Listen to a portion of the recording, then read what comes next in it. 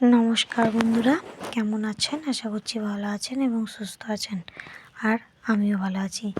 আজকে আপনাদের সাথে শেয়ার করব ছোট্ট একটা মিনি ব্লগ। তো আমি প্রথমেই সকালবেলা ঘুম থেকে উঠে রুটিন কী শুরু করি সেটা আজকে তোমাদেরকে বলবো ভিডিওর প্রথমে। যদি দেখি যে আমার মেয়ে সকালবেলা ঘুম থেকে উঠে গেছে, তাহলে মেয়েটাকে নিয়েই থাকতে হয়। আর যদি মেয়েটা ঘুম থেকে না ওঠে, তাহলে আমি একদম দরজাটা হালকা করে লাগিয়ে দিয়ে বাইরে বেরিয়ে চলে যাই। আর বাইরে বেরিয়ে ব্রাশ করে নিয়ে আমার যে টুকটাক কাজগুলো আছে সেগুলো সেরে নিই। যেমন হচ্ছে বিছানাটা ঠিকভাবে গুছিয়ে রাখি। তারপর আরও বাড়ির যে কাজগুলো থাকে, যেমন কোনো দিন আমি প্রথমে মানে চা বিস্কুট খেয়ে নিই।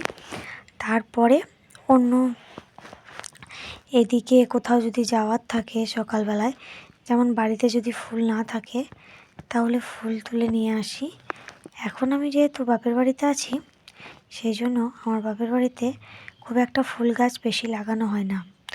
জায়গার অনেকটা শর্ট, তো সেই কারণের জন্য হয়ে ওঠে না লাগানো।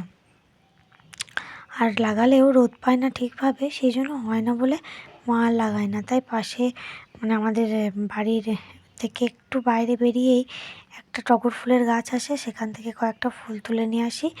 এরকম আর কি, যে ছোটো ছোটো কাজগুলো আছে সেগুলো সেরে নিই।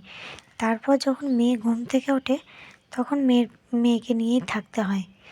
তো এরকমইভাবেই প্রত্যেকটা দিন আমি সকালবেলাটা পার করি। আর দুপুরের পরে একটু ফ্রি থাকি। আমার মনে হয় প্রায় সকলের বেশিরভাগ বিবাহিত মেয়েরাই দুপুরের পরেই ফ্রি হয়ে থাকে। সেক্ষেত্রে আমার কিন্তু দুপুরের পরের টাইমটা বিকালের পর থেকে টাইমটা কিন্তু আমার কাছে সত্যিই খুব ভালো লাগে। আপনাদের কাদের বিকালের পর থেকে টাইমটা ভালো লাগে ভালো থাকে বা ভালো লাগে, তারা অবশ্যই কিন্তু কমেন্টে শেয়ার করবেন যে কাদের ভালো লাগে। আর আমার মেয়েটা হওয়ার পর বুঝতে পারছি যে কাজ কী জিনিস। আগে সত্যি কথা বলতে কাজ কী জিনিস আমি কিন্তু বুঝতাম না। কাজ করতাম ঠিকই, কিন্তু কাজটাকে কাজের মতো লাগতো না।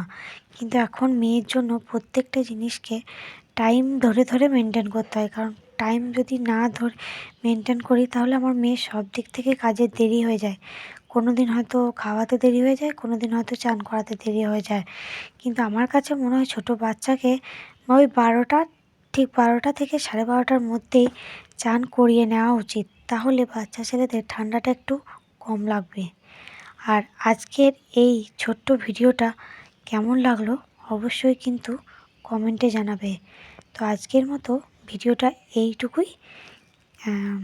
দেখা হচ্ছে পরের একটা ভিডিওতে। তো টাটা।